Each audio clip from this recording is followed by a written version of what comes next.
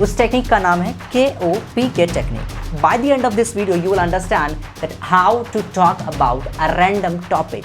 जितना ज़्यादा नॉलेज होगा उतने ज़्यादा बेटर तरीके से आप एक्सप्लेन कर पाओगे।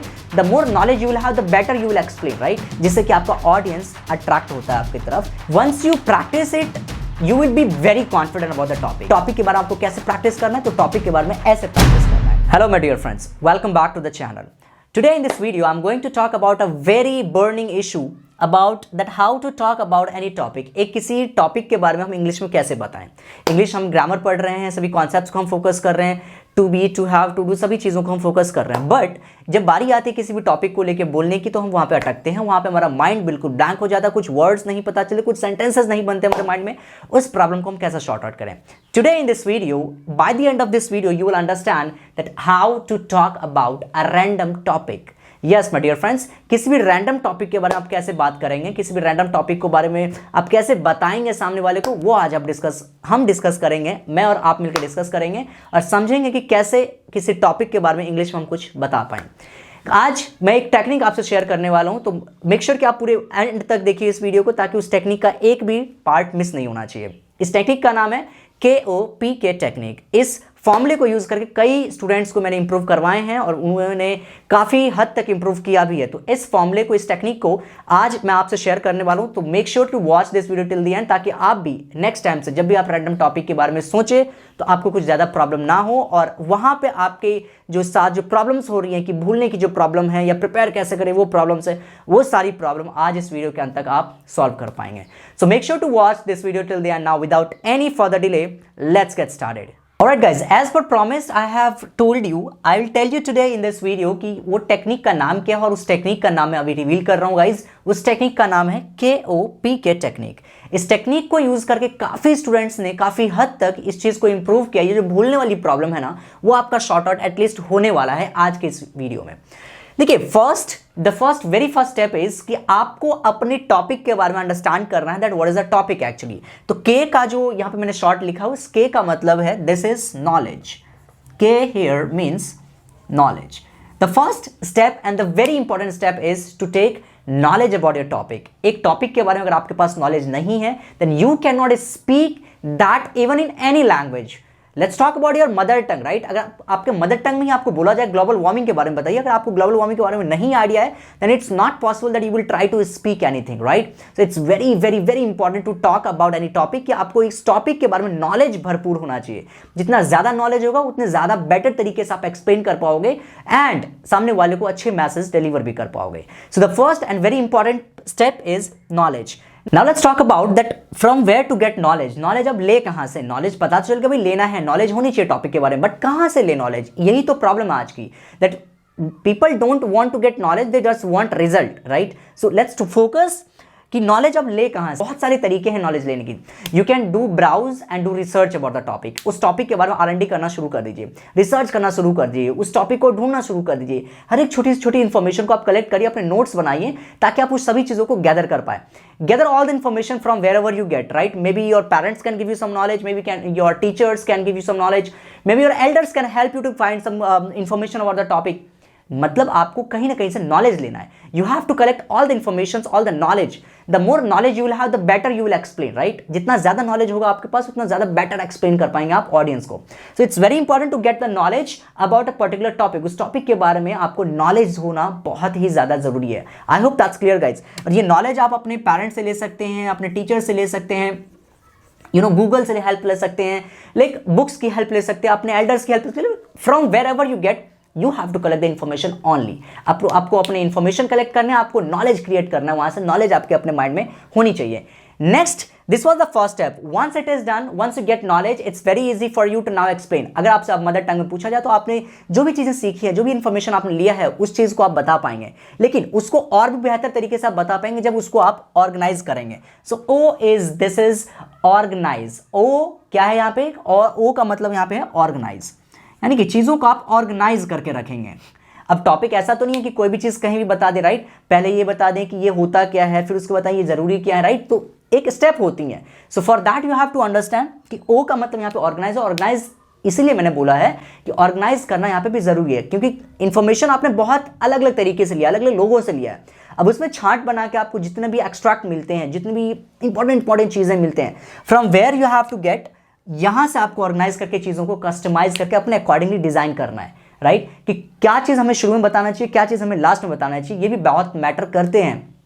This matters a lot. Let's take an example. अगर आप ऐसे शुरू करते हैं अपने topics, do you know why people commit suicide? Why students commit suicide? तो आप ऐसी कुछ इंटरेस्टिंग लाइन आप यूज करते हैं शुरू में, जिससे कि आपका ऑडियंस अट्रैक्ट होता है आपकी तरफ, they try to listen you more. तो जब तक आप इस क्वेश्चन का आंसर नहीं दोगे अपने टॉपिक में, वो तब तक आपको एटलीस्ट इंटरेस्ट होकर सुनते रहेंगे। सो ये आपको बेनिफिट मिलेगा। तो आप ऐसे ही कस्टमाइज करिए चीज़ों को और अरेंज करके रखिए कि कहाँ पे क्या चीज़ आपको शेयर करना है।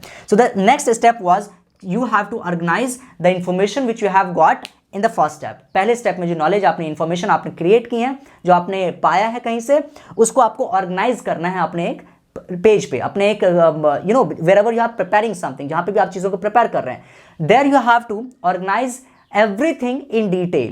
सारी चीज़ों को आप अच्छे से ऑर्गेनाइज करिए, कस्टमाइज करके अपने हिसाब से डिज़ाइन करके उसको अरेंज कर लीजिए। This was the second step. Now let's talk about the third step. This is very very very important और बहुत स्टूडेंट्स इसको इग्नोर करते हैं और इसी वजह से ये प्रॉब्लम आ जाती है, राइट? दे ऑलवेज वांट कि चीज़ें अब यहाँ पे डन हो गई, राइट? इन्फॉर्मेशन लिया हमने, इसको पेज पे लिख लिया, बस हो गया। No, you have to at least practise it a lot.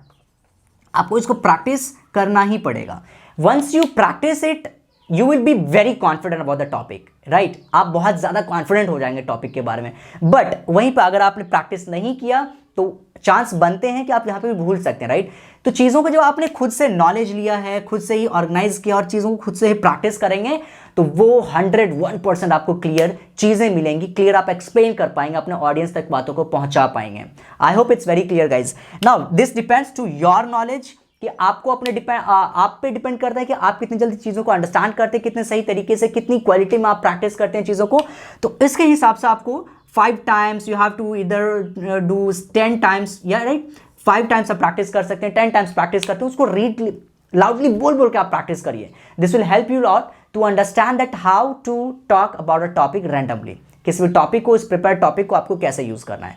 Next was like this is the third point and this was the third step, P for practice. ये था इसका P, यानी कि प्रैक्टिस हम कैसे करेंगे और प्रैक्टिस हमें क्यों करनी चाहिए। नेक्स्ट अब हम बात करने वाले हैं K के बारे में। K here is की पॉइंट्स, यानी कि आपको अब की पॉइंट्स की भी ज़रूरत पड़ेगी। की पॉइंट्स क्या होता है? चीज़ों को आपने इतना बड़ा लंबा लेंदी आपने टॉपिक प्रिपेयर की है, राइट? चीज़ों को आपने नॉलेज, पहले आपने firstly you got some knowledge about the topic, a lot of information you collected. After that you organise everything according to your design. आपने कस्टमाइज किया, उस चीज़ को ऑर्गेनाइज किया अच्छे से। Next, you practised a lot, आपने चीज़ों को बोल के प्रैक्टिस भी कर लिया, तो ये चीज़ें आपके जहन में बैठ गई, आपकी जुबान पर छप गई। Next think what you have to do in extra, ये चीज़ आपको एक्स्ट्रा में करना है, ये ऑप्शनल है, राइट? अगर आप करते हैं तो इससे आपकी क्वालिटी और एनहांस होती है, करेक्ट? की पॉइंट्स का मतलब यहाँ पे हो गया चीज़ों को आप शॉर्ट में आप बांट लीजिए, राइट? मैप वर्क आपने देखा होगा, मैपिंग करना आपने समझा होगा कि मैप करना क्या होता है, कि चीज़ों को आपने डायग्राम के थ्रू आपने समझ रखा है, राइट? चीज़ों को आपने की पॉइंट्स में डिवाइड कर रखा है कि यार अगर मेरा टॉपिक है माई फ्रेंड के बारे में, माई बेस्ट फ्रेंड के बारे में अगर मुझे टॉपिक मिला है, तो पहले पैराग्राफ में यू हैव टू अंडरस्टैंड कि पहले पैराग्राफ में मैंने उसके पर्सनल डिटेल्स के बारे में शेयर किया है, सेकंड में उसकी बैड हैबिट्स के बारे में मैंने शेयर किया है, थर्ड में उसके फैमिली के बारे में मैंने डिस्कस किया है, फोर्थ में मैंने उसकी क्वालिफिकेशंस के बारे में डिस्कस किया है, फिफ्थ पैराग्राफ में मैंने उसके नेचर के हैबिट्स के बारे में डिस्कस किया है, राइट? तो like this you have to divide your points. आपके अपने पैराग्राफ्स को आपको डिवाइड करके रखना है कि भाई जब भी मैं अगर अटक जाऊं, जब भी मैं भूल जाऊं चीज़ों को बीच में, तो मुझे पता होना चाहिए कि ये फर्स्ट पैराग्राफ में किस चीज़ की बात हो रही है, थर्ड पैराग्राफ में मुझे किस चीज़ की बात करनी है।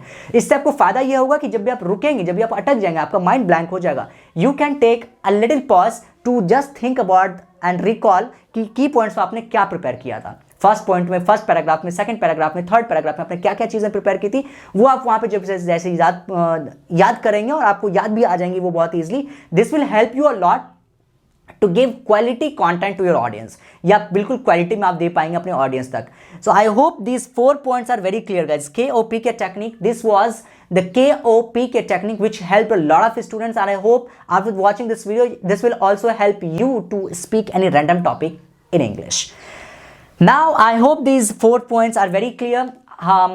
now at the end I would like to request all of you that you must follow if you want to really speak better English. अगर आपको इंग्लिश सीखनी है तो आप प्रैक्टिस करना शुरू कर दीजिए. प्रैक्टिस कैसे करना है, यही अब प्रॉब्लम बन रही थी कि टॉपिक के बारे में आपको कैसे प्रैक्टिस करना है, तो टॉपिक के बारे में ऐसे प्रैक्टिस करना है. Alright, so now I hope that every single point would be very clear from this video. And if you still have some doubts or any question, you can post them in the comments. I'll read them and answer and try my best कि आपको समझा भी पाऊँ कि क्या होना चाहिए उसका solution. Now, I hope that this short video might have added a lot of information to your mind. And अगर आपको ऐसा feel हो रहा है कि कुछ information यहाँ से मिली है, please do like, share and subscribe to this channel right now. I wish you all the best. Thank you so much for watching this video till the end.